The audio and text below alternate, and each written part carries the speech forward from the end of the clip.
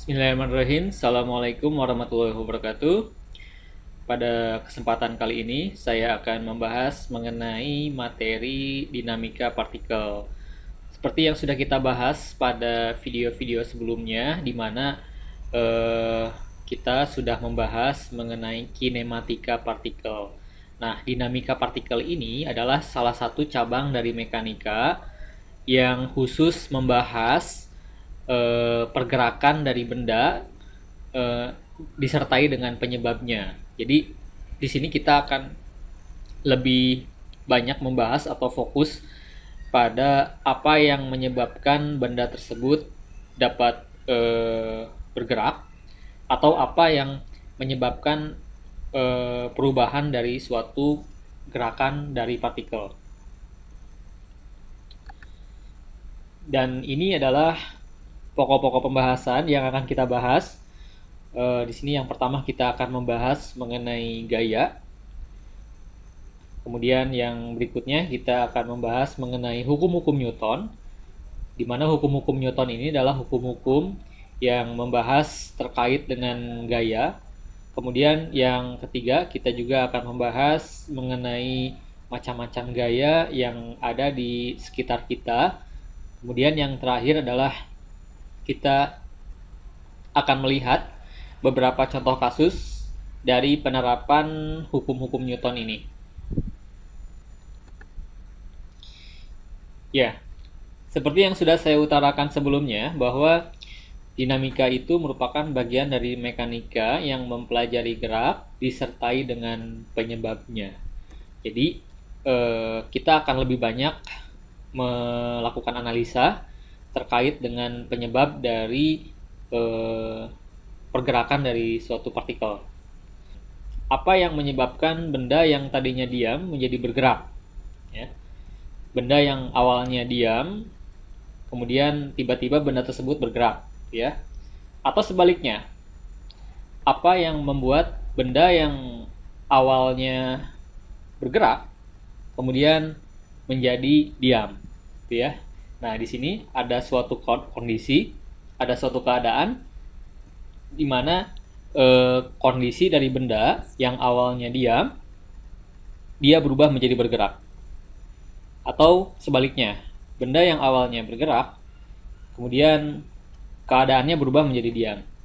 Nah, kira-kira apa yang membuat benda kondisi gerak benda tersebut berubah? Ya, seperti yang sudah kita bahas, bahwa yang menyebabkan perubahan dari gerak, yang menyebabkan kecepatan benda berubah, itu diakibatkan oleh percepatan. Ya, diakibatkan oleh percepatan. Nah, pertanyaannya adalah, dari manakah percepatan ini berasal? Ya, dari manakah percepatan ini berasal? Percepatan ini itu dihasilkan atau berasal dari yang namanya gaya. Ya, yang namanya gaya. Nah, gaya inilah yang sangat sentral, ya, yang sangat berpengaruh terhadap bagaimana kondisi gerakan dari suatu benda tersebut dapat berubah, gitu ya. Yang awalnya diam, dia bisa menjadi bergerak, atau yang tadinya bergerak, ya, karena dia diberi gaya, maka dia akan menjadi diam, ya. Nah, nanti kita akan lihat lebih lanjut, lebih lengkap melalui hukum-hukum Newton. Oke, sekarang kita akan bahas lebih dalam mengenai apa itu gaya, ya. Gaya ini, atau dalam bahasa Inggrisnya itu adalah force, ya, dorongan. Gaya ini dalam pengertiannya itu adalah suatu tarikan, ya. Jadi gaya itu adalah suatu tarikan atau dorongan yang dapat mengubah keadaan gerak suatu benda atau partikel, ya. Jadi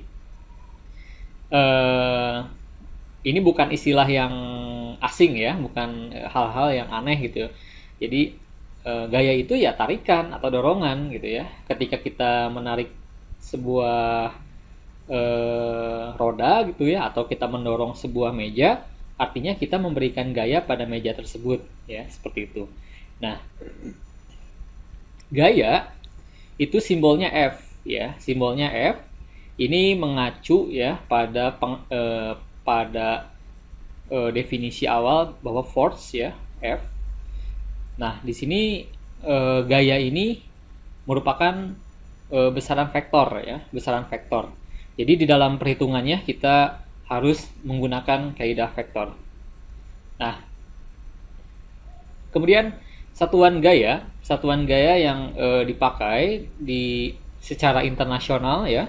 Satuan gaya yang dipakai secara internasional itu menggunakan satuan Newton ya, satuan Newton. Di mana 1 Newton itu didefinisikan sebagai 1 kg meter per sekon kuadrat. Ya, seperti itu. Oke, nah di sini ada di gambar ini, di samping ini ada, ini namanya neraca pegas ya, ini namanya neraca pegas. Ini adalah sebuah alat yang digunakan untuk mengukur gaya ya, mengukur gaya. Ini kalau kita perhatikan itu mirip seperti timbangan gantung ya, seperti itu. Di sini ada skalanya dan di dalamnya itu ada pegas ya, ada pegas. Ini alat digunakan untuk mengukur gaya.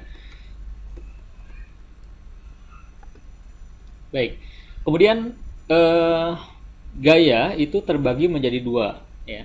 Yang pertama itu adalah gaya kontak. Contohnya adalah gaya dorong, kemudian gaya tumbukan ya. Jadi gaya kontak ini adalah gaya di mana kita ini ada suatu kontak ya, ada suatu interaksi, ada suatu sentuhan. Jadi ketika kita memberikan gaya pada benda, maka kita harus memberikan sentuhan ya, kita harus menyentuh benda tersebut. Nah, itu disebut sebagai gaya kontak ya. Kemudian yang kedua adalah gaya non kontak ya.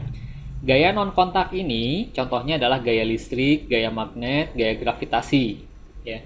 Artinya dari definisinya ya, dari istilahnya ini kita sudah bisa mengambil kesimpulan bahwa gaya ini dia tidak memerlukan adanya sentuhan ya untuk memberikan gaya. Jadi ini tidak terlihat gitu ya.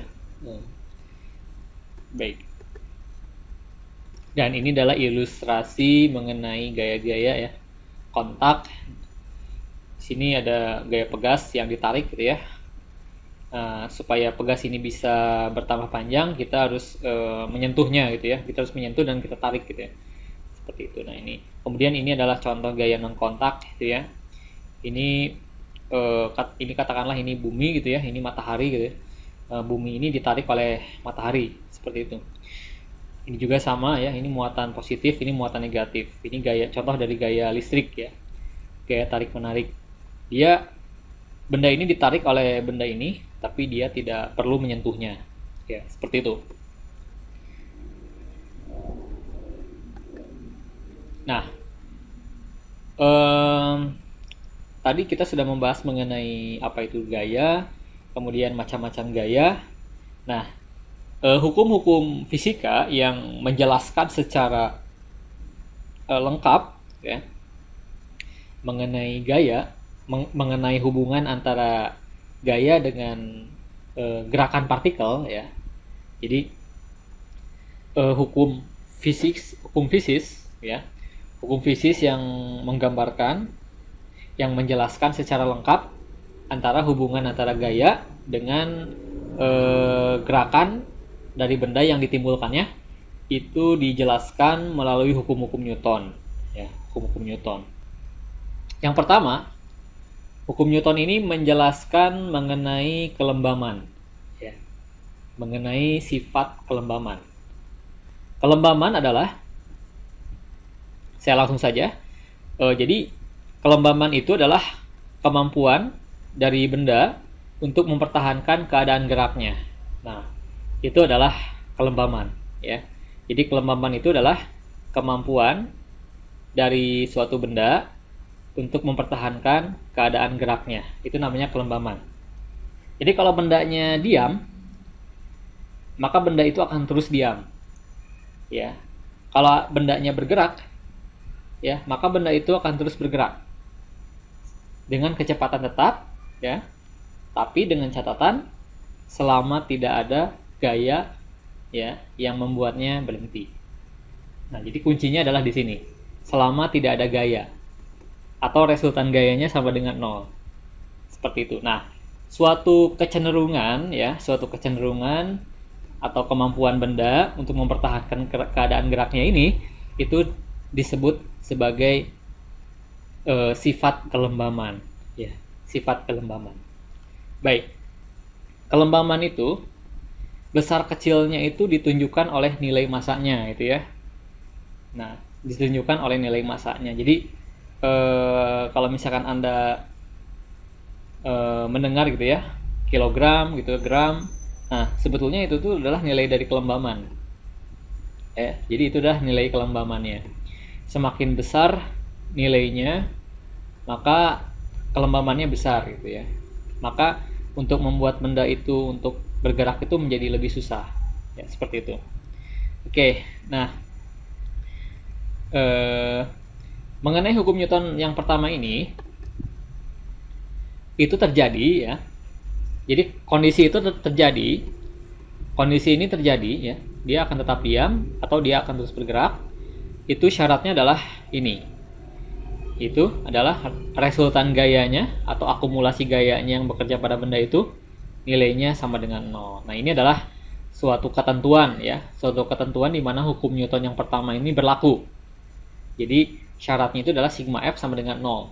Maka benda kalau sigma F-nya sama dengan 0 atau resultan gayanya sama dengan 0, maka berlaku ini. Benda diam akan terus diam, benda yang awalnya bergerak akan terus bergerak dengan kecepatan tetap. Nah, itu. Jadi ini adalah konsekuensinya, gitu ya. Konsekuensi. Nah, ini mengenai hukum Newton yang pertama, ya. Mengenai hukum Newton yang pertama. Kemudian kita bahas mengenai hukum Newton yang kedua. Nah, kalau tadi hukum Newton yang pertama ini, hukum Newton yang pertama yang tadi, ya, itu membahas apa yang terjadi pada pergerakan benda jika resultan gayanya 0, ya. Tadi kan, ya. Jadi hukum Newton yang pertama yang tadi itu menjelaskan kepada kita bagaimana kondisi benda ketika resultan gayanya 0. Nah, pada hukum Newton yang kedua ini menjelaskan bagaimana kalau seandainya resultan gayanya tidak 0, ya, seperti itu. Jadi kalau resultan gayanya ada nilainya gitu ya, tidak 0, kira-kira pada benda tersebut apa yang terjadi, ya, pergerakan pada benda itu. Nah, ternyata, ya, dijelaskan di sini di hukum Newton yang kedua bahwa sebuah benda yang diberi gaya atau resultan gayanya sama dengan tidak sama dengan 0, ya, artinya nilainya ada, maka akan mengalami percepatan, ya. Maka bendanya akan mengalami percepatan yang searah dengan gaya yang diberikan. Nah, ini adalah penjelasan apa yang terjadi pada benda jika resultan gayanya 0. Resultan gayanya tidak sama dengan 0, ya. Seperti itu. Jadi berlaku hubungan bahwa percepatan sama dengan gaya dibagi dengan massa, ya. Jadi kalau kita memberi gaya atau memberikan gaya pada benda, maka benda tersebut akan memiliki percepatan, di mana arah percepatan dengan arah gayanya nilainya arahnya sama, ya, dan nilainya sebanding. Seperti itu. Jadi, dan ini hubungannya seperti ini, gimana F ini adalah gaya Newton dan M adalah massa dari benda yang dikenai gaya, dan A adalah percepatan yang ditimbulkan, ya, percepatan yang dihasilkan akibat diberi gaya. Seperti itu, ya. Nah, ini matematisnya, kemudian massanya kita secara matematis, ya, kita pindahkan, maka persamaannya, bentuknya bisa kita rubah menjadi seperti ini. Oke. Kemudian yang ketiga, ini adalah hukum Newton. Yang ketiga, hukum ini disebut juga sebagai hukum aksi reaksi. Kenapa? Baik, kita lihat penjelasannya. Jadi, jika benda A, ya, jika kita memiliki dua buah benda, ya, yang pertama benda A dan benda B. Jika benda A memberikan gaya pada benda B, maka benda B akan memberikan gaya balik yang sama besar namun berlawanan arah. Ya, jadi hukum Newton yang ketiga ini menjelaskan tentang dua buah benda yang saling memberikan gaya. Benda A memberikan gaya, itu disebut sebagai gaya aksi, sedangkan benda B dia akan memberikan gaya balik kepada benda A yang disebut sebagai gaya reaksi. Nah, hukum Newton yang ketiga ini dituliskan melalui suatu hubungan sebagai berikut, ya. Misalkan ini adalah benda 1, ini adalah benda 2, ini F12, artinya gaya diberikan dari benda 1 ke benda 2. Nah, menurut hukum Newton yang ketiga, jika benda 1 memberikan gaya pada benda 2, maka benda 2 akan memberikan gaya balik sebagai respon, ya, sebagai reaksinya kepada benda yang pertama, ya, benda 1. Benda 2 memberikan gaya balik kepada benda 1 dengan nilai yang sama, ya, dengan nilai yang sama namun arahnya berlawanan. Seperti itu. Nah, ini adalah contohnya gaya aksi dan gaya reaksi. Seseorang mendorong meja, maka si meja ini akan memberikan gaya reaksi yang nilainya sama dengan gaya dorong yang diberikan, namun berlawanan arahnya, ya, seperti itu. Nah, contoh lain mengenai kebenaran, ya, mengenai hukum Newton yang ketiga ini bisa kita lihat dari ilustrasi pada gambar ini. Ya, ini adalah si A, ini adalah si B. Ya, ini dua orang yang sama-sama menggunakan skateboard. Ya, skateboard ini dimisalkan, dia dapat meluncur dengan bebas tanpa gesekan. Ketika si A mendorong si B, ya, maka maka si A ini secara otomatis dia akan mendapatkan gaya balik, dorongan balik dengan nilai gaya yang sama nilainya dengan gaya yang diberikan oleh A kepada si B. Itu, ya, seperti itu. Jadi si A mendorong tubuh si B, akibatnya si B dia akan bergerak ke kanan. Nah, tubuh si A sendiri itu akan bergerak ke kiri. Nah, seperti itu, ya. Jadi ilustrasinya, si A mendorong tubuh si B, akibatnya si B ini dia akan terdorong ke kanan, sedangkan si A, ya, tubuhnya si A ini dia akan terdorong ke belakang, akan terdorong ke kiri, ya, seperti itu. Semakin besar dia mendorong si B, maka dia juga akan semakin besar terdorong ke belakang, terdorong ke kiri. Nah, ini adalah hukum Newton yang ketiga, ya. Meskipun si B misalkan dia tidak memberikan gaya. Jadi si B-nya ini misalkan diam, si A-nya yang mendorong. Dengan kondisi seperti ini, si B ini dia akan terdorong ke kanan, si A akan terdorong ke kiri. Nah, ini adalah hukum Newton yang ketiga, ya, aksi reaksi. A memberikan gaya aksi kepada B, B memberikan reaksi berupa gaya kepada si A, sehingga si A ini akan terpelanting ke belakang. Si B akan terdorong ke depan, si A akan terdorong ke belakang. Nah, ini adalah konsekuensi akibat dari hukum Newton yang ketiga, ya, seperti itu. Nah, Dari ketiga hukum Newton ini nanti kita akan aplikasikan ya pada benda. Nanti kita akan lihat bagaimana cara menerapkannya gitu ya. Baik, berikutnya adalah macam-macam gaya yang harus kita kenal ya, yang harus kita ketahui. Jadi gaya-gaya itu di sekitar kita atau di alam semesta ini sangat banyak sekali ya, sangat banyak sekali. Jadi gaya ini dia dapat ditimbulkan oleh berbagai macam sumber ya, seperti itu. Nah, ini adalah gaya-gaya yang terdapat di alam. Yang pertama adalah yang paling dekat dengan kehidupan kita sehari-hari, yaitu adalah gaya berat ya, gaya berat.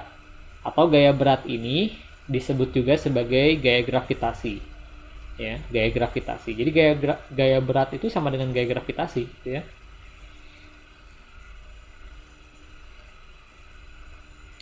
Timbangan berat badan ya, timbangan berat badan yang sering Anda temukan misalkan di rumah sakit gitu ya, atau ini, itu dia tidak akan bekerja, tidak akan berfungsi kalau tidak ada gravitasi bumi ya.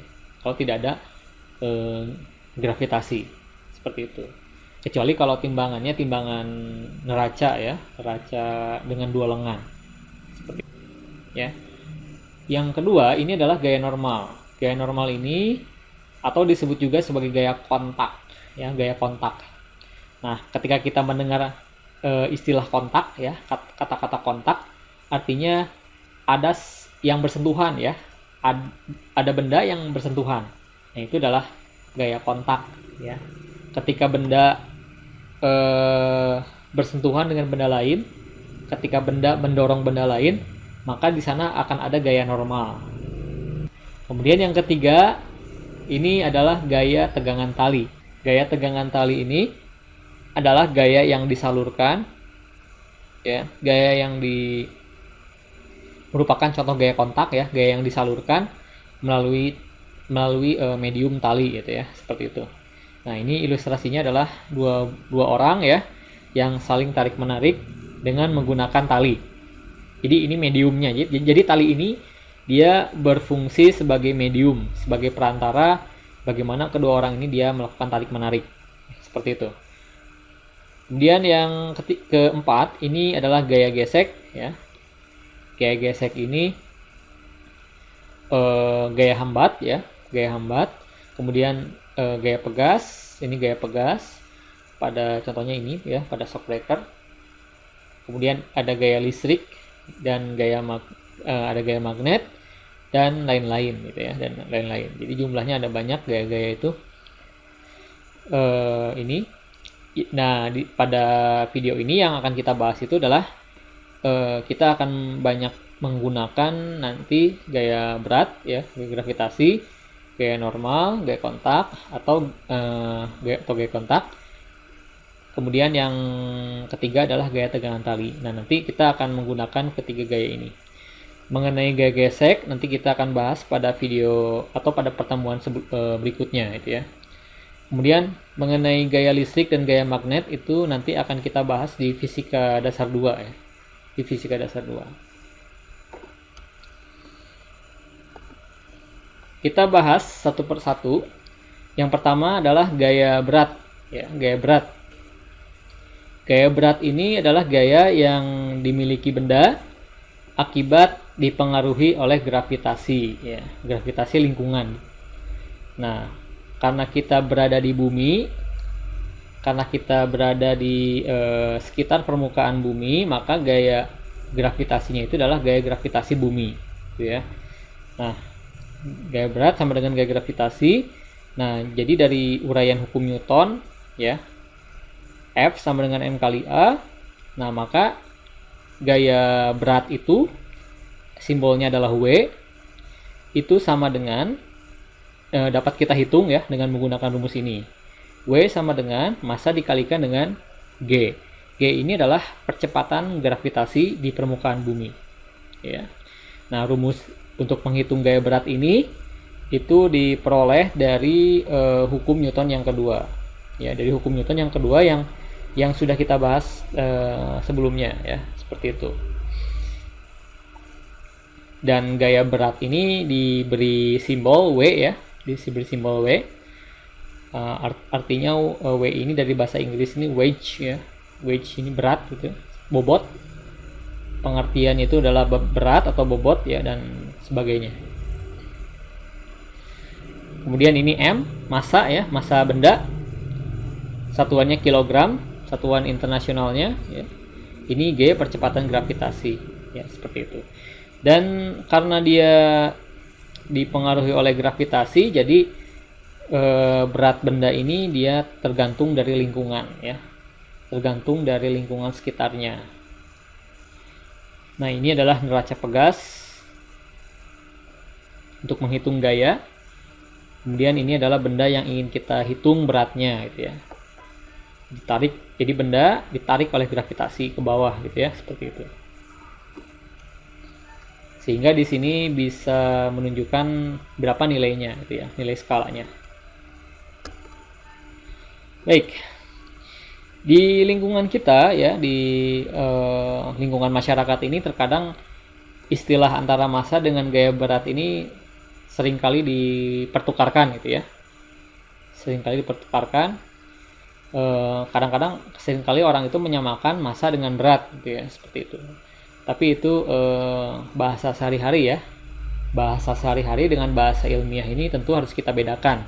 Nah, di sini kita menggunakan bahasa ilmiah gitu ya. Bahasa ilmiah ini yang kita sepakati oleh ilmuwan gitu ya, oleh ahli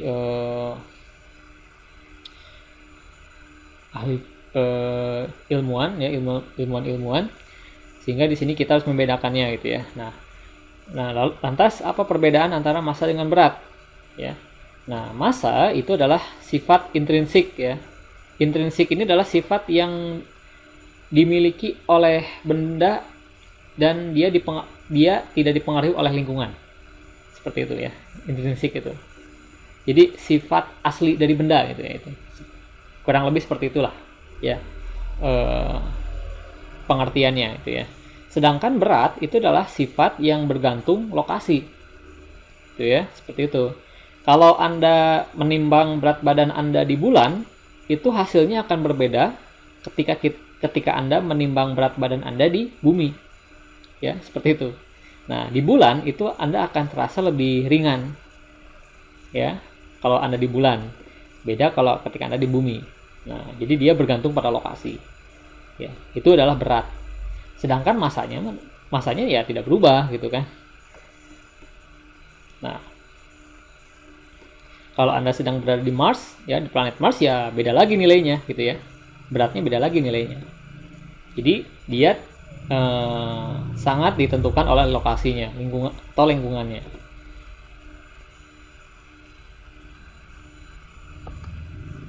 Baik, kemudian yang berikutnya adalah gaya normal atau gaya kontak ya. Gaya normal ini atau gaya kontak merupakan, sebetulnya gaya ini itu adalah gaya yang muncul akibat konsekuensi atau akibat dari hukum Newton yang ketiga. Gitu ya. Jadi gaya kontak ini atau gaya normal ini akibat dari hukum Newton yang ketiga. Ya, seperti itu. Nah, gaya kontak, artinya kontak ini kan bersentuhan ya. Bersentuhan. Kalau yang namanya bersentuhan, ya, kemudian memberikan dorongan, artinya ada yang menekan ya. Jadi gaya kontak ini adalah gaya tekan sebetulnya. Gaya tekan pada permukaan bidang sentuh antara dua objek. Seperti itu. Jadi gaya normal itu sama dengan gaya tekan. Ya, gaya tekan. Benda satu bersentuhan dengan benda dua. Seperti itu. Artinya benda satu itu menekan benda dua. Ya, kalau benda satu memberikan dorongan pada benda dua ya, seperti itu. Baik, kita lihat ilustrasinya ya. Oke, misalkan di sini ya. Ini adalah sebuah meja ya. Ini gambar sebuah meja. Ini lantai, ini mejanya ya. Kemudian di atas meja ini saya letakkan sebuah balok ya. Saya letakkan sebuah balok. Nah, seperti ini. Oke, balok. Nah, balok ini dia memiliki massa. Karena dia ada di permukaan bumi gitu ya. Ini kita otomatis asumsinya langsung permukaan bumi ya. Karena benda ini ada di sekitar permukaan bumi, maka si benda ini akan mendapatkan gaya gravitasi. Ya, si benda ini dia akan ditarik oleh bumi, ditarik oleh gravitasi, arahnya ke bawah atau menuju pusat bumi. Nah, karena si benda benda ini si balok ya ditarik oleh gravitasi bumi, arahnya ke bawah seperti itu. Nah, ingat hukum Newton yang ketiga ya. Kalau ada gaya aksi, maka ada gaya reaksi. Ya, itu adalah suatu ketentuan ya, suatu hukum. Itu pasti dimanapun akan seperti itu.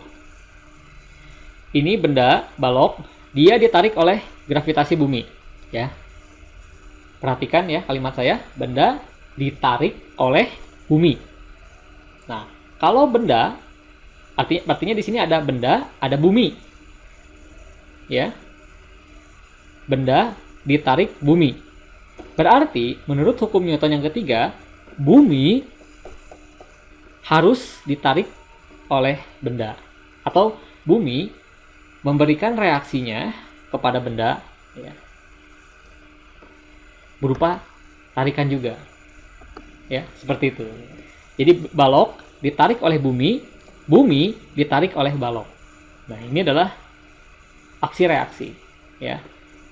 Benda ditarik oleh bumi, bumi ditarik oleh balok, oleh benda ya, seperti itu. Ini kita sebut W, ini katakanlah kita sebut W aksen ya, seperti itu. Nah, ini adalah akibat dari hukum Newton yang ketiga. Nah, oke. Sekarang kita perhatikan alas meja yang ada di bawah benda ini ya. Ini benda, ini balok, ini meja. Ini adalah dua objek yang berbeda. Balok ditarik, diberi gaya oleh bumi, arahnya ke bawah. Tapi di bawah balok ya, di antara balok dengan bumi atau di bawah balok itu ada penahan, namanya meja. Si meja ini menahan balok, gitu kan? Seperti itu. Nah, karena dia bersentuhan dengan meja, artinya apa? Di sini bahwa balok memberikan tekanan ya, memberikan dorongan kepada meja ya. Artinya selain si balok ini dia memberikan gaya pada bumi, gravitasi, si balok ini juga dia memberikan gaya tekan kepada si meja. Nah, kembali ke hukum Newton yang ketiga, jika balok memberikan gaya tekan pada meja, maka meja ini juga akan memberikan gaya balik kepada si balok ini dengan nilai gaya yang sama, gitu ya. Selama si mejanya ini tidak roboh ya, seperti itu. Oke. Kita tuliskan di sini ya, ini yang tadi, penjelasan yang tadi, bumi menarik benda, W aksen adalah benda menarik bumi. Aksi reaksi. Kemudian yang tadi, nah ini yang saya jelaskan tadi, balok dia memberikan tekanan pada meja, kita beri nama N aksen, maka si meja ini sesuai dengan ketentuan hukum Newton yang ketiga akan memberikan gaya balik kepada si balok, arahnya adalah ke atas. Nah, maka ini adalah pasangan gaya aksi reaksi. N aksen, benda menekan meja, meja menekan benda dengan arah yang berlawanan. Dengan ketentuan ya, contohnya ini ya, ilustrasinya mejanya tidak runtuh ya, tidak roboh. Kalau mejanya roboh berarti nilai N aksen N ini nggak sama itu ya, tidak seperti itu ya. Artinya kekuatannya si meja ini dia tidak bisa mengimbangi beratnya si balok. Ya, seperti itu ya. Kalau mejanya roboh. Nah, ini adalah pasangan gaya aksi reaksi. Ya, pasangan gaya aksi reaksi. N aksen, benda menekan meja, N adalah meja menekan benda. Ya. Benda menekan meja, artinya yang menerima adalah meja. Meja menekan benda, yang menerima adalah bendanya. Ya, seperti itu. Nah, ini adalah N ini, N aksen dan N ini itu disebutnya adalah gaya normal. Ya, gaya normal itu adalah gaya kontak, ya, gaya tekan. Gaya tekanan, gaya yang berasal dari tekanan, ya. Tekanan antara dua benda yang saling bersentuhan. Baik. Oke, ini adalah berat benda ya, yang dipengaruhi oleh gravitasi di lingkungan sekitar. Nah, kemudian yang ketiga adalah gaya tegangan tali. Nah, apa itu gaya tegangan tali? Gaya tegangan tali itu adalah gaya yang disalurkan melalui tali. Jadi tali ini dia berperan sebagai medium, sebagai perantaranya gitu ya sebetulnya. Nah, kita lihat di sini contohnya, contoh ilustrasinya supaya pemahamannya lebih dalam ya, supaya lebih paham lebih dalam. Di sini kita memiliki benda ya. Kita memiliki sebuah balok. Kembali kita menggunakan balok di sini. Ini atap ya, ini ceritanya atap. Ini balok. Si balok ini kemudian dihubungkan oleh sebuah tali, kemudian talinya itu diikatkan di atap. Ya, seperti itu. Nah, sekarang kita analisis dengan menggunakan cara yang sama seperti yang tadi kita analisis ya pada kasus balok di atas meja. Nah, di sini kalau kita analisis benda ini dia memiliki massa ya. Kalau benda ini otomatis punya massa ya, benda itu. Benda dia punya massa, akibatnya dia ini ini atap, ini lantai ya.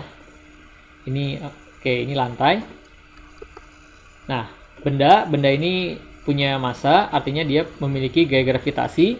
Gaya gravitasi ini dia berasal dari bumi. Ya, arahnya ke bawah. Begitupun sama sebaliknya, bumi ditarik oleh benda. Ya, seperti itu. Nah, di sini karena di atasnya benda ini ada tali, maka di sini ya akan muncul tegangan. Ya, ini contoh kasusnya talinya tidak putus ya. Talinya itu kuat gitu kan, seperti itu. Nah, karena dia ditarik oleh bumi, maka si tali ini akan mengalami gaya tegangan tali. Ya. Gaya tegangan tali yang membuat si benda ini dia tidak jatuh ke bawah. Nah, si gaya ini itu berasal dari mana? Berasal dari atap sebetulnya ya. Jadi yang menahan si benda ini sebetulnya atap, tapi melalui tali, seperti itu. Ya, nah, maka di sini muncul tegangan tali, arahnya ke atas, sesuai dengan hukum Newton yang ketiga, maka akan muncul juga gaya balik, ya, T aksen, yang arahnya ke bawah, ya, seperti itu. Jadi tegangan tali ini itu adalah gaya yang diterima oleh benda oleh atap ya. Jadi benda ditarik oleh atap, arahnya ke atas, tapi dia melalui tali, seperti itu. Nah, begitupun sama sebaliknya, si atap itu ditarik oleh benda, arahnya ke bawah dengan nilai T aksen. Nah, ini adalah ketentuan, ini adalah pasangan aksi reaksi, ada T, ada T aksen.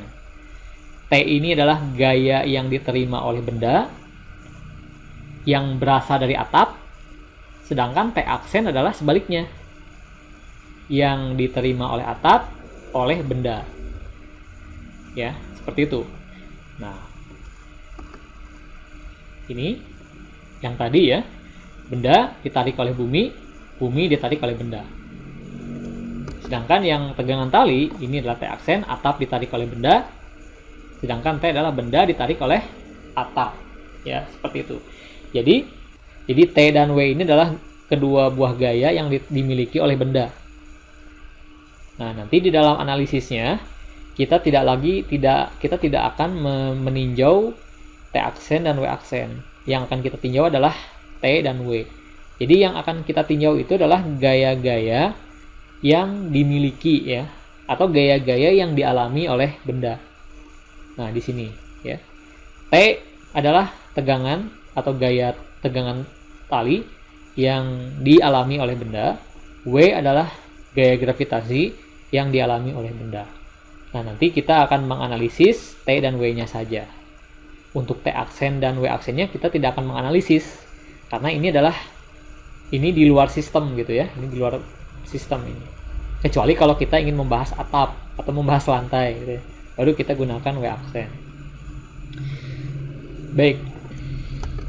Nah, karena di sini ada tarik menarik ya, T dan T aksen ini talinya itu akan putus ya kalau talinya tidak kuat. Ya, jadi kalau bahan talinya itu tidak kuat, ini bisa putus.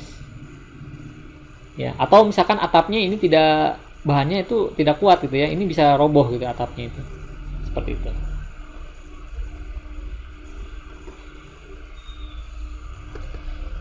Baik.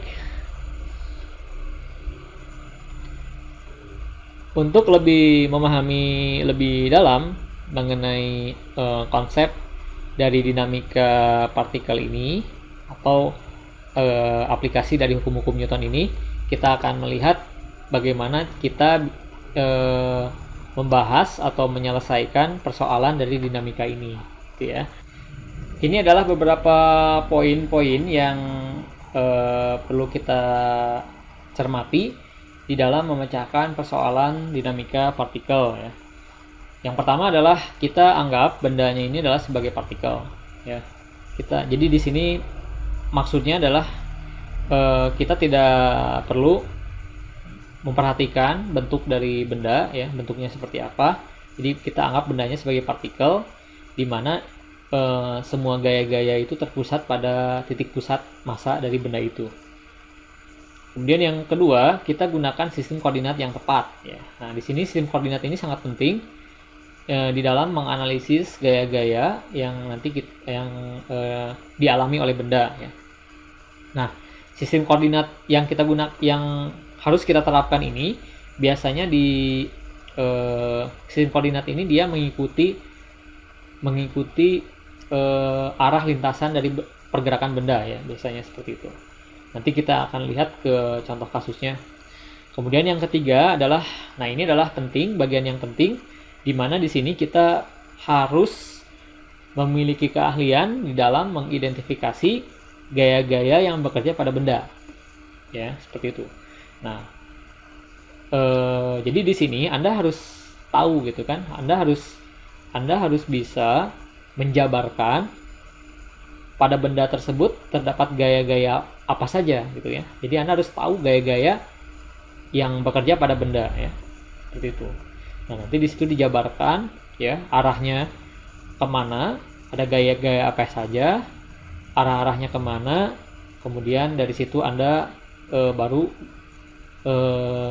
lakukan analisis secara vektor terhadap gaya-gaya itu. Kemudian yang berikutnya adalah gambarkan diagram bebas benda. Nah, ini adalah lanjutan dari tahap yang ketiga ya. Jadi setelah Anda identifikasi gaya-gaya dan arahnya, Anda gambarkan gaya-gaya itu gitu ya. Namanya adalah diagram bebas benda. Jadi Anda gambarkan, Anda lukiskan gaya-gayanya, arahnya kemana ya, secara tepat gitu ya, secara ini. Kemudian baru lakukan analisis vektor ya. Kemudian yang terakhir adalah setelah itu Anda terapkan hukum-hukum Newton ya, hukum-hukum 1, hukum 2, dan hukum 3. Oke, untuk lebih jelasnya kita lihat pada persoalan dinamika yang pertama ya. Ini pada contoh persoalannya. Nah, di sini Anda perhatikan, di sini terdapat sebuah benda ya. Sini ada sebuah benda masanya 5 kg. Benda ini masanya 5 kg. Yang awalnya diam. Ya, awalnya diam. Artinya kecepatan awalnya 0 ya. Nah, ini pembahasan minggu-minggu lalu ya. Ini kinematika partikel. Jadi Anda di sini akan sedikit menggunakannya kembali. Ya. Sebuah benda 5 kg yang awalnya diam oleh Oke, di sini oleh gaya ya, ditarik ya. Ini ditarik oleh gaya dengan nilai F sama dengan 10. Jadi di sini ditarik oleh gaya. Ini maksudnya ditarik oleh gaya dengan nilai 10 Newton. Ya, sehingga bergerak lurus ke samping. Nah, jadi benda 5 kilo ditarik oleh gaya. Nah, ditarik oleh gaya yang nilainya 10 Newton. Sehingga dia bergerak ke samping ya, ke kanan di sini ya. Kalau kita merujuk pada gambar ini. Dan di sini licin ya. Ini lantainya licin ceritanya, ya, seperti itu. Nah, pertanyaannya adalah tentukan gaya normal benda. Jadi gaya normalnya berapa? Gaya tekanannya berapa antara benda dengan lantai? Kemudian yang kedua adalah percepatan bendanya berapa? Ya. Si benda ini dia bergerak dengan percepatan nilainya berapa? Kemudian yang ketiga adalah tentukan jaraknya. Jarak yang dicapai, yang ditempuh oleh benda setelah bergerak selama 4 detik ya. Atau setelah benda ini dia ditarik selama 4 detik. Nah, ya seperti itu. Jadi ini adalah contoh kasusnya. Ya, jadi silakan Anda baca ya, Anda pahami, kemudian setelah itu baru Anda kerjakan ya. Baik. Oke, kita langsung ya, kita lihat bagaimana memecahkannya. Kita merujuk lagi pada tahapan-tahapan dalam memecahkan persoalan dinamika ini. Yang pertama adalah kita anggap ya bendanya sebagai partikel, artinya benda yang seukuran yang ini ya, kita anggap dia terpusat di titik pusat masanya ya, seperti itu. Nah, ini ada benda, kita gambarkan lagi ya, si gayanya itu dia terpusat di titik pusat massa, di tengah-tengah benda itu gitu ya. Nah, kemudian kita buat semu koordinat ya, karena dia bergerak searah dengan bidang ya, bidang lantai, maka kita gambarkan garis X-nya ini adalah sejajar dengan lantai ya, sedangkan Y-nya itu adalah tegak lurus ya, berarti dia arahnya ke atas, sumbu Y-nya itu. Seperti itu. Kemudian langkah berikutnya adalah kita lakukan identifikasi gaya-gaya apa saja yang bekerja pada benda. Nah, di sini penting ya. Jadi Anda harus mengidentifikasi kira-kira di sini ada gaya apa saja. Baik, kita buat lagi ya semu koordinatnya supaya agar sama dengan koordinat acuan ya. Di sini ini terpusat di titik pusatnya ya. Semu koordinatnya terpusat di titik pusatnya. Nah, di sini kita lakukan identifikasi ya. Yang pertama, benda dia memiliki massa, maka otomatis dia memiliki gaya gravitasi. Ya. Artinya benda ini mendapatkan gaya gravitasi dari bumi arahnya ke bawah. Ya, seperti itu. W ya. Nah, kemudian karena di bawahnya benda ini ada lantai ya, ada lantai, benda ditarik oleh bumi, sedangkan di bawahnya itu dihalangi oleh lantai, maka otomatis benda ini dia menekan lantai, sehingga si benda ini akan menerima gaya dari lantai yang disebut dengan gaya normal yang arahnya ke atas. Nah, ini ya. Jadi yang kita gunakan gaya normal itu bukan gaya normal yang ke bawah, tapi yang ke atas. Ya, kenapa kita gunakan gaya normal yang arahnya ke atas? Karena gaya normal yang arahnya ke atas ini adalah gaya normal yang diterima ya oleh benda. Ya. Benda ini dia menerima gaya normal, gaya tekan balik dari lantai. Jadi si benda ini dia menerima gaya tekan dari lantai arahnya ke atas. Ya, seperti itu. Nah, hati-hati ya di dalam memilih gaya-gaya. Jadi yang dituliskan di sini itu adalah gaya-gaya yang diterima oleh benda. Ya, seperti itu. Bukan gaya-gaya yang dilakukan oleh benda itu, bukan, tapi gaya-gaya yang diterima oleh benda.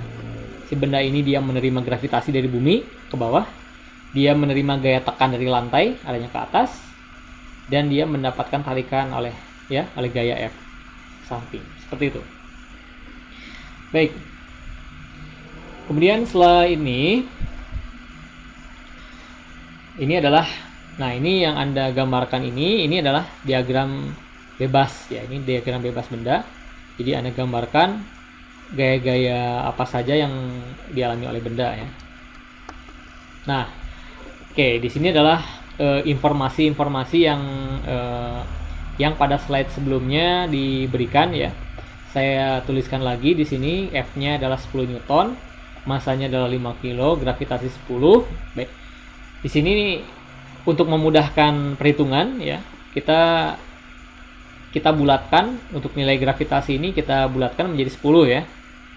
Kita bulatkan menjadi 10 untuk memudahkan perhitungan ya.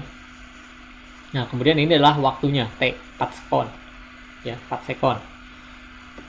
Nah, setelah kita menggambarkan seluruh gaya-gaya yang bekerja pada benda, langkah berikutnya adalah kita lakukan analisis untuk setiap sumbu koordinat. Ya. Untuk setiap sumbu koordinat. Atau kita langsung ya, kita cari gaya normalnya berapa. Ya, yang kita cari gaya normalnya, berarti gaya normal itu adalah gaya yang arahnya itu sejajar dengan sumbu Y ya di sini. Berarti kita analisis sumbu Y. Nah, di sini dari informasi yang Anda dapatkan di soal bahwa bendanya ini dia bergerak ke arah samping ya. Artinya bendanya itu dia bergerak searah dengan sumbu koordinat X.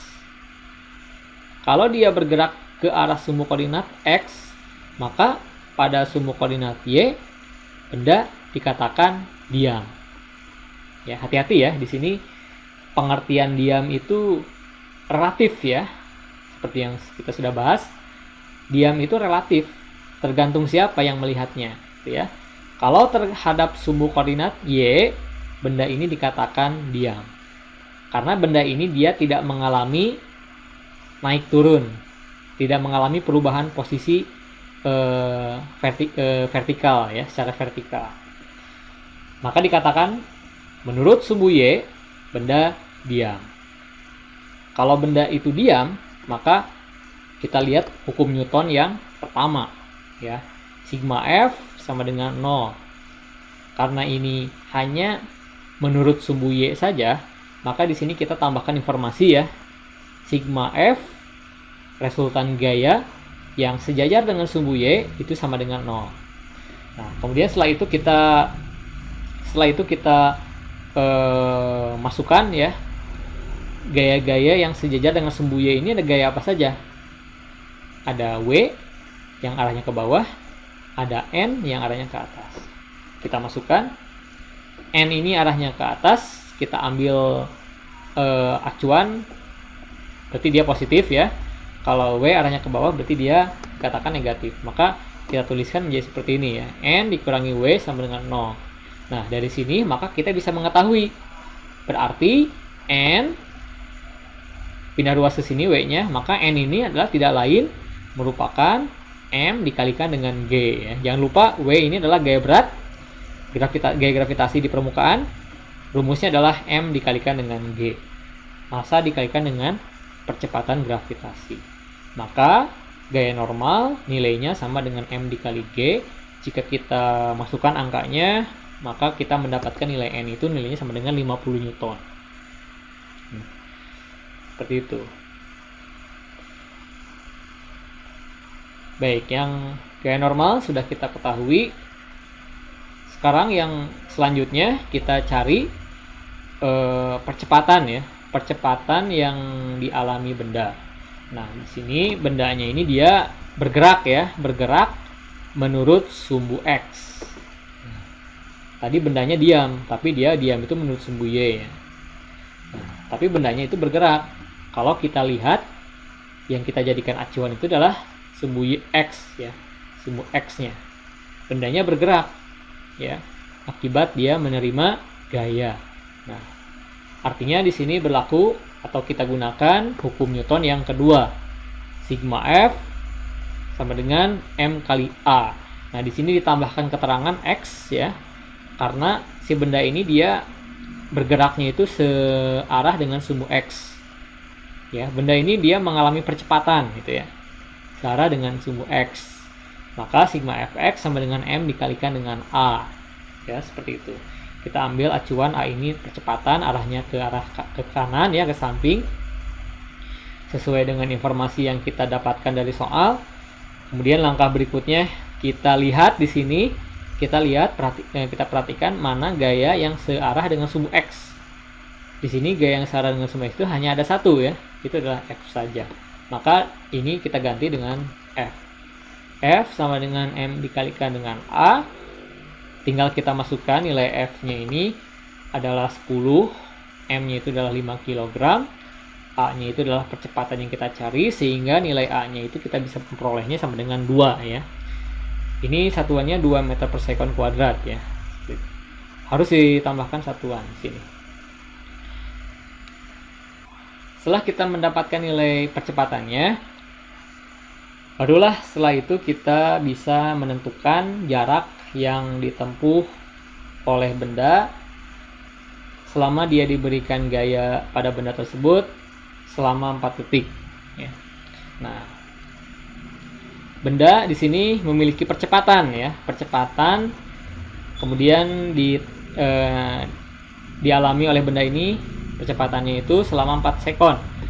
Nah, kita bisa menggunakan karena ini di sini kita lihat benda ini dia mengalami percepatan secara tetap ya. Artinya benda ini dia bergerak dengan percepatan tetap. Nah, percepatan tetap ini rumus untuk menghitung jaraknya itu sudah kita pelajari, yaitu kita tinggal menggunakan rumus ini ya. S sama dengan V0 dikalikan T plus setengah AT kuadrat. Nah, karena nilai V0-nya itu sudah kita ketahui di soal, nilainya adalah 0, tinggal kita masukkan, dikalikan T, maka hasilnya sama dengan 0. Kemudian kita masukkan, ini jadi setengah, ini A.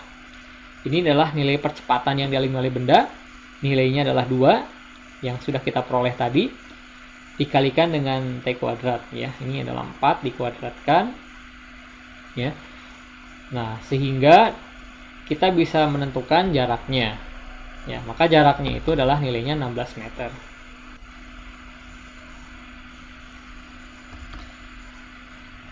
Baik, kemudian kita lihat pada persoalan dinamika partikel yang kedua ya, yang berikutnya.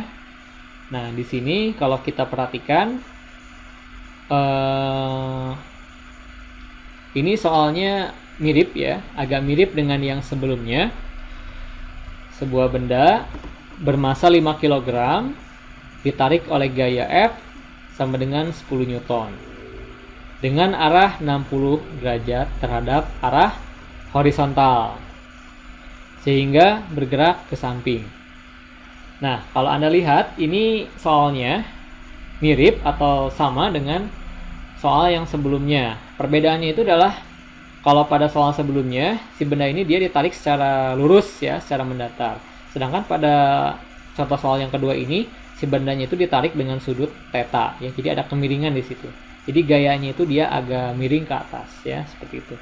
Nah, pertanyaannya adalah tentukan yang pertama adalah percepatan, yang kedua adalah gaya normal, yang ketiga adalah jarak yang ditempuh setelah bergerak 4 detik.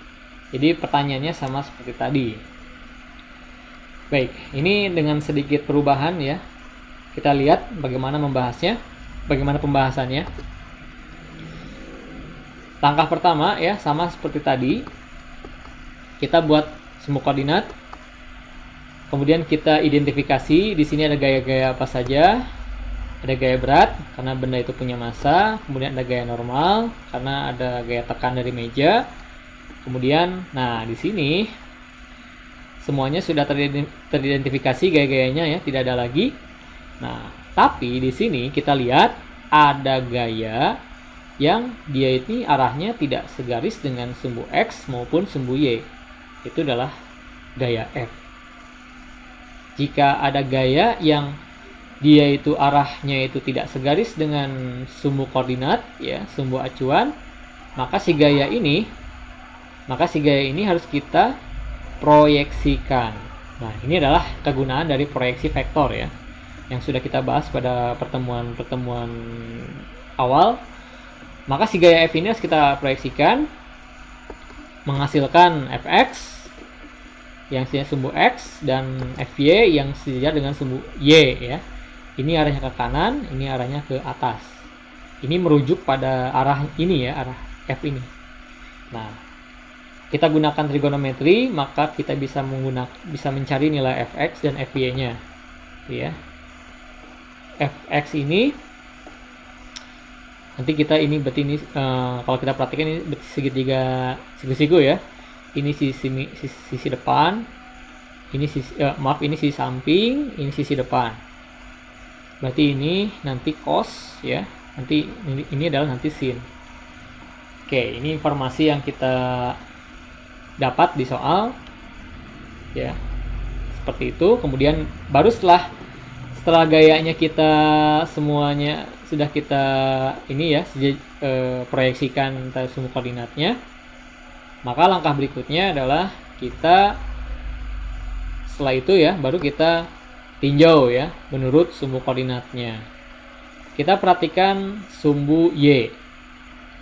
Pada sumbu Y bendanya diam menurut sumbu Y ya, karena bendanya itu dari soalnya gitu ya, dari soalnya itu bendanya itu dia bergerak secara horizontal ya, bergerak ke samping seperti itu. Maka menurut sumbu Y bendanya itu dikatakan diam. Nah, sehingga sigma F sama dengan 0 ya, sigma Fy. Baru setelah itu kita semua masukkan ya gaya-gaya yang searah dengan sumbu Y. Maka di sini ada Fy positif ya, ada N positif juga karena ke atas, dan di sini ada negatif W ya, seperti itu. Nilainya harus sama dengan 0 karena dia bendanya diam, dikatakan diam relatif ya terhadap sumbu Y. Nah, maka dari sini kita bisa mendapatkan nilai N ya. Jadi W-nya ini kita pindah ruaskan, Fy-nya kita pindah ruaskan ke kanan, maka kita bisa mendapatkan atau kita bisa menghitung nilai N, di mana N ini adalah gaya normal yang kita cari ya, seperti itu. Maka W ini adalah gaya berat, F ini adalah gaya yang kita berikan ya, ini sin theta. Nah, di sini Fy-nya berubah jadi sin theta karena ini dari penguraian vektor ya, trigonometri ya. Ini sisi depan, sisi miring ya, depan miring sin. Sisi depan ini nilainya sama dengan Fy ini. Maka ini sin.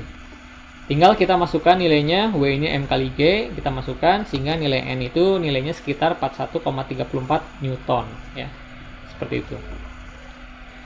Kemudian berikutnya kita tinjau sumbu X ya. Nah, di soal diberikan informasi bahwa bendanya itu bergerak. Bendanya itu bergerak ke arah samping ya, ke arah samping, sehingga benda itu dia dikatakan mengalami percepatan terhadap sumbu X ya. Maka karena benda ini mengalami percepatan, maka sesuai dengan kaidah hukum Newton yang kedua, sigma F X di sini ya, X karena kita merujuknya itu terhadap sumbu X, maka sigma F X sama dengan M kali A. Nah, di sini kita lihat gaya yang segaris dengan sumbu X, ada gaya apa saja? Ternyata di sini hanya ada Fx saja. Ya, ada Fx saja. Nah, sehingga di sini kita tuliskan Fx sama dengan M kali A ya. Seperti itu. Nah, dari penguraian vektor, dari penguraian trigonometri, Fx ini nilainya adalah F cos theta. F cos theta ya, ini sisi samping, ini miring, sama dengan M kali A. Kemudian setelah itu kita masukkan angka-angkanya sehingga kita mendapatkan nilai percepatannya sama dengan 1 meter per sekon kuadrat ya. Nah, ini adalah jawaban untuk poin pertanyaan 1 dan pertanyaan nomor 1 dan pertanyaan nomor 2 ya. Ini gaya normalnya, ini percepatannya. Kalau Anda bandingkan dengan hasil persoalan yang sebelumnya, itu berbeda ya hasilnya itu. kalau di soal sebelumnya itu N gaya normal yang dimiliki oleh benda itu nilainya 50 ya. Nilainya 50. Kenapa nilainya di sini jadi berkurang? Menjadi 41,34. Nah, karena di sini si benda ini dia menerima gaya yang arahnya ke atas. Jadi seolah-olah gaya tekanannya yang diterima yang oleh lantai ini jadi berkurang. Ya, seperti itu. Jadi sebagian itu tersalurkan ke arah sumbu koordinat Y gayanya itu. Oke. Nah. Ya, kemudian berikutnya di sini sebuah bendanya itu dia berada di atas bidang miring ya. Bidang miring yang licin. Benda diletakkan di atas suatu permukaan, tapi permukaan ini dia memiliki kemiringan ya. Bidang miring, permukaannya licin. Tentukan adalah yang ditanyakan adalah tentukan gambarkan diagram bebas bendanya, kemudian gaya normalnya tentukan bagaimana hubungannya, kemudian yang ketiga adalah percepatan benda ini ketika dia meluncur ke bawah ya. Nah, ini adalah contoh dari dinamika partikel, tapi di sini permukaannya dia miring ya, memiliki kemiringan. Nah, bagaimana kita bisa menganalisis untuk kasus ini? Kita lihat langkah-langkahnya sama seperti yang sudah kita bahas. Yang pertama adalah buat sumbu koordinat. Nah, di sini unik. Sumbu koordinat yang kita gambarkan itu adalah sumbu koordinat yang dimana arah sumbu X-nya itu dia mengikuti bidang permukaannya ya. Karena ini bidang permukaannya itu miring, memiliki kemiringan ya, maka sumbu X-nya arahnya juga miring. Jadi sumbu X ini untuk memudahkan analisis kita gunakan sumbu X ini kita arahkan sejajar dengan permukaan dari bidangnya ya, seperti itu. Kalau sumbu X-nya itu dia miring seperti ini, maka sumbu Y-nya juga arahnya miring ya, miringnya ke atas seperti ini. Nah, kemudian langkah berikutnya di sini kita lakukan identifikasi gaya-gaya ya. Di sini ada gaya gravitasi. Akibat dari benda itu dia memiliki gaya berat ya, gaya gravitasi bumi. Kemudian ada gaya normal ya. Dan di sini itu tidak ada lagi gaya-gaya yang bekerja pada benda ya. Jadi di sini hanya ada gaya berat dan hanya ada gaya normal. Nah, gaya normal uniknya dia tidak lurus ya, dia tidak lurus dengan gaya berat. Jadi ini tidak seperti pada contoh pembahasan yang sebelumnya. Ya, kenapa bisa seperti ini? Ingat pengertian dari gaya normal. Gaya normal itu adalah gaya tekan antara dua permukaan, ya. Gaya normal itu adalah gaya tekan bidang antara dua permukaan. Nah, di sini kita lihat bidang permukaannya itu dia bidangnya miring. Ya, bidang permukaannya miring, maka gaya normalnya juga miring, tegak lurus ya, secara tegak lurus. Jadi gaya normalnya tidak lurus lagi, tapi dia arahnya mengikuti bidang sentuh dari bendanya. Kalau permukaan yang bersentuhannya miring, maka dia gaya normalnya juga miring juga ya, seperti itu. Jadi dia mengikutinya itu terhadap bidang ya. Dia akan selalu tegak lurus dengan bidang permukaan sentuhnya. Nah, lalu setelah ini kita terapkan ya sumbu koordinat pada benda. Di sini sumbu koordinatnya. Nah, di sini kita lihat N gaya normal itu arahnya sudah segaris dengan sumbu koordinat. Sedangkan di sini kalau kita lihat W gaya berat ini dia tidak segaris dengan sumbu koordinat, ya. Meskipun dia lurus gitu ya.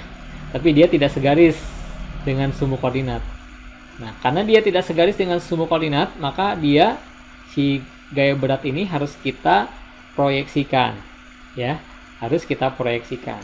Nah, pertanyaannya adalah kalau gaya ini harus kita proyeksikan, pertanyaannya berapa sudutnya? Kan? Sudut yang di sini berapa nilainya? Oke, nah, untuk mengetahui nilai sudut yang ada di sini, ya, maka kita harus melihat sudut ini. Ini adalah nilainya theta, ya, sudutnya. Maka sudut ini nilainya akan sama dengan sudut ini, ya, nilainya akan sama dengan sudut ini. Kalau ini nilainya 30, ya, contoh ya, misalkan ya, ini nilainya misalkan 30, maka ini nilainya 60. Kalau ini nilainya 60, maka ini nilainya 30, ya, karena ini siku-siku kan, 90 derajat. Artinya sudut ini sama dengan sudut ini. Nah, dari situ baru kita bisa menentukan vektor proyeksi, ya, vektor komponen dari W ini. Nah, kalau kita uraikan, maka di sini akan menghasilkan Wx, ya, arahnya itu sejajar dengan sumbu koordinat x, dan ada Wy yang arahnya sejajar dengan sumbu y. Nah, kira-kira seperti ini, ya, segitiga vektornya. Ini W, ini Wx, ini Wy. Ini sudutnya adalah theta. Nah, ini garis merah ini dengan yang biru ini adalah siku-siku, ya. Ini adalah segitiga siku-siku. Maka dengan menggunakan trigonometri, Wx ini adalah W sin theta, sedangkan Wy adalah W cos theta. Ya, ini W sin, ini W cos. Karena ini dia posisinya sebagai sisi depan. Ini sisi depan, ini sisi samping. Ya. Kemudian setelah itu kita lakukan analisa, ya. Nah, pertanyaannya, nah di sini kita lakukan analisanya itu kita terhadap sumbu x dulu, ya. Nah, si benda ini dia bergerak ke bawah, ya. Dia meluncur ke bawah. Dia meluncur ke bawah dengan percepatan. Artinya benda ini dia mengalami percepatan, ya. Awalnya misalkan ya, awalnya diam. Ketika dia dilepaskan, dia lambat laun dia akan bergerak turun ke bawah dan kecepatannya akan semakin besar. Artinya benda mengalami percepatan, ya, terhadap sumbu x. Nah, sehingga sesuai dengan kaidah hukum Newton yang kedua, sigma fx sama dengan m kali a. Lalu kita lihat di sini yang searah dengan sumbu x. Ingat ya, sumbu x itu adalah ini. Sumbu x. Hanya ada Wx saja. Jadi di sini Wx sama dengan M kali A. Nah, Wx itu adalah tidak lain merupakan W sin theta. W itu adalah berat, ya. M kalikan dengan G. Sehingga menjadi seperti ini hubungannya, W sin theta. Sehingga seperti ini, W sin theta sama dengan M kali A. Setelah itu kita jabarkan. Ini W sama dengan M kali G. Sin theta sama M kali A. Sehingga di sini ini m-nya bisa kita hilangkan, maka di sini kita bisa mengetahui nilai a-nya. Kita bisa menentukan nilai a-nya. Maka a-nya itu sama dengan g dikalikan dengan sin theta. Gravitasi, percepatan gravitasi dikalikan dengan sin theta-nya. Kemudian untuk mencari gaya normal. Untuk mencari gaya normalnya, nah gaya normal ini adalah gaya yang dia ini berada di sumbu Y, ya. Berada di sumbu Y, maka kita akan menggunakan analisa terhadap sumbu Y-nya. Nah, pada sumbu Y, benda ini dikatakan diam, ya. Dia dikatakan diam relatif, ya, terhadap sumbu Y. Nah, Jadi artinya si benda M ini dia tidak melakukan pergerakan ke arah sumbu Y gitu ya. Maksudnya seperti itu ya. Dia tidak seperti itu. Nah, sehingga merujuk pada hukum Newton yang pertama ya. Jadi sigma Fy sama dengan 0. Kemudian di sini kita lihat N gaya normal arahnya ke atas dan Wy ini arahnya ke bawah, negatif. Wy ke bawah ya, berlawanan arah dengan sumbu Y sama dengan 0, maka gaya normalnya nilainya adalah Wy itu. Maka gaya normal itu nilainya adalah W, di mana W ini adalah M kali G dikalikan dengan cos theta. Ini adalah gaya normal atau gaya tekan yang dimiliki oleh benda. Seperti itu. Nah, mungkin ada sebagian dari Anda mungkin yang bertanya gitu ya. Apa manfaatnya kita mengetahui gaya normal? Kenapa selama ini dari contoh-contoh soal yang dipaparkan itu selalu yang dicari itu adalah gaya normal? Seperti itu ya. Nah, nanti ya, gaya normal ini nanti akan Anda gunakan untuk menghitung gaya gesek ya. Jadi nanti ini gaya normal ini Anda nanti gunakan untuk menghitung gaya gesek. Makanya di sini saya memberikan pengetahuan bagaimana mencari gaya normal ya. Seperti itu.